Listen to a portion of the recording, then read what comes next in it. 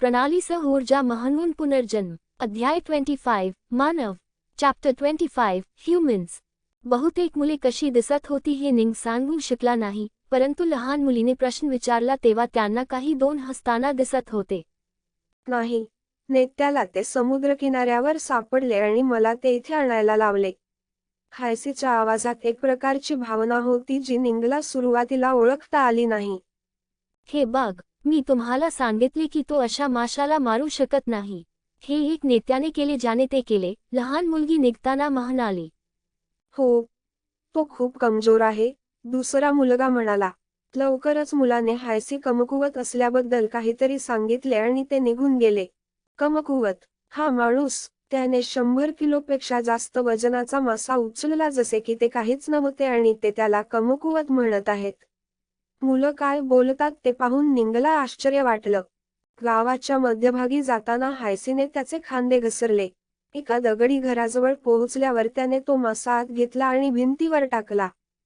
निंगने पाहिलं की खोलीत पांढऱ्या वाळूसारख्या वस्तूमध्ये असे इतर अनेक मासे गुंफलेले आहेत.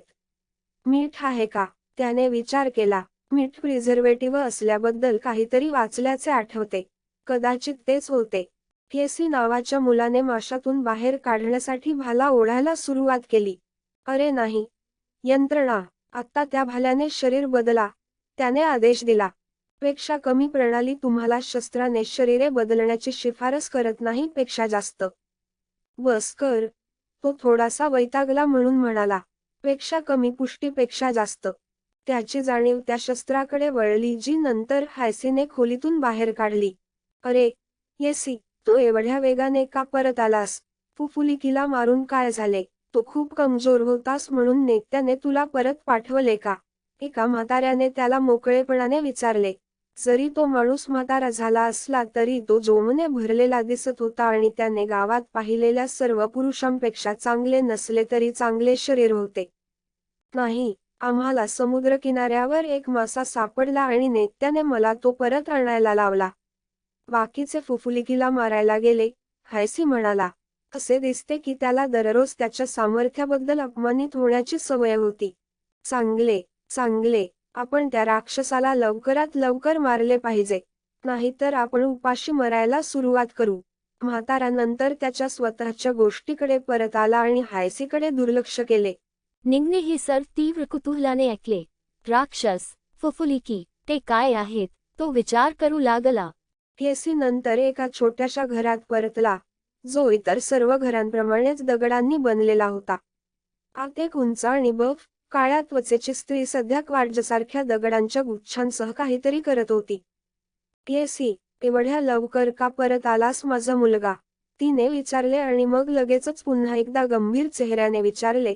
तुम्ही तुमच्या कर्तव्यापासून पळून गेला नाहीस ना? नाही, नाही, नाही, आई, म्हणत हायसी लगेच डोके हलवू लागली आणि काय झाले ते पुन्हा सांगू लागला. मी बघते, ठीक आहे, जे तुझे प्रशिक्षण. मी हे पूर्ण करून उद्या तुला दे, ती म्हणाली. हायसीने भाला भिंतीच्या कडेला ठेवला आणि कुठेतरी गेला. आता काय करावे हे निंगला कळत नव्हते. त्याला माणसांकडे जायचे नव्हते, पण त्याला पर्याय नाही असे वाटू लागले. अरे, काय तर, त्याने समोरच्या बाईकडे दगड टाकून काम करत पाहिलं. मी एक प्रतिभावान आहे, त्याने विचार केला.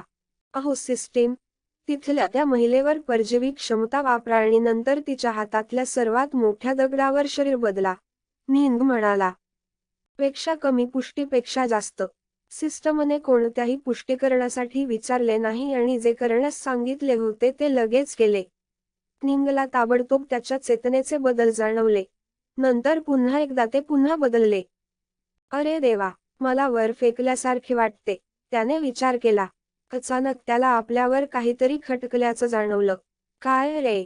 त्याला काय धक्का बसला आहे त्या दिशेने त्याने पाहिले आणि आई सध्या दगडात छिद्र पाडण्याचा प्रयत्न करत असल्याचे पाहून त्याला धक्काच बसला.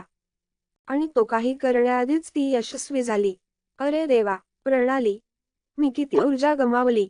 एक महाकाय वायर आपल्यातून जात असल्याचं त्याला वाटलं म्हणून त्याने विचारलं. लेस देन तुम्ही 12,000 ऊर्जा गमावली ग्रेटर दॅन. इतकंच आहे. ज्याला छेद दिला जात होता त्यामध्ये तुला मला का वळवावे लागले? तो तक्रारी करू लागला. पेक्षा कमी. तुमच्या आदेशानुसार हा दगड सर्वात मोठा होता. पेक्षा जास्त.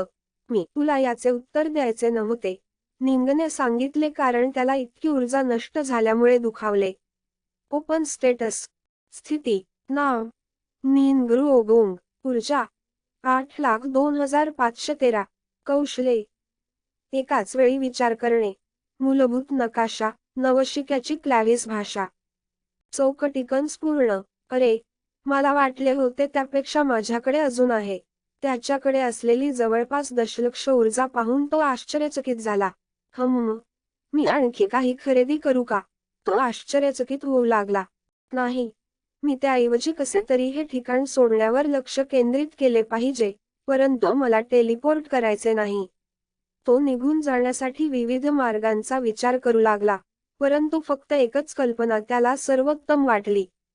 मला मानवी शरीराची गरज आहे, त्याने विचार केला. अरे सिस्टीम, मानवी शरीर बनवायला किती ऊर्जा लागते? त्याने विचारले.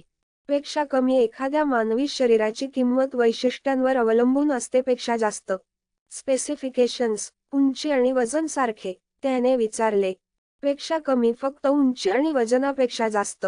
तुमच्या त्वचेचा रंग, तुमच्या केसांचा रंग, तुमच्या केसांचे प्रमाण, तुमच्या शरीराचे वय, तुमच्या शरीराची मानसिक प्रक्रिया करण्याची क्षमता आणि बरेच काही. पेक्षा जास्त. माझ्यासाठी विचार करण्यासारखे हे जरा जास्तच आहे. पृथ्वीवर मला परत मिळालेल्या शरीराबद्दल काय? त्याने विचारले. पेक्षा कमी. एक सामान्य मानवी शरीरासाठी तुम्हाला 10 कोटी ऊर्जा खर्च करावी लागेल. पेक्षा जास्त. मध्यम. तुझी हिंमत कशी झाली? तसेच ते मध्यम असताना इतके महाग का आहे? त्याने प्रश्न केला. पेक्षा कमी. ऊर्जेतून वस्तुमान तयार करण्यासाठी भरपूर ऊर्जा लागते. पेक्षा जास्त. पेक्षा कमी. तुम्ही ते ऑटो बाय सूचीमध्ये जोडू इच्छिता. पेक्षा जास्त. माझे नवीन शरीर मिळाल्यानंतरही तुम्ही आधी विचारलेल्या सर्व सुधारणा मी जोडू शकतो का? त्याने विचारले. पेक्षा कमी. होय, प्रणालीमध्ये कोणतेही बदल शक्य आहेत. पेक्षा जास्त. निंगने सुटकेचा श्वास सोडला. मी पाहतो. तेव्हा दिला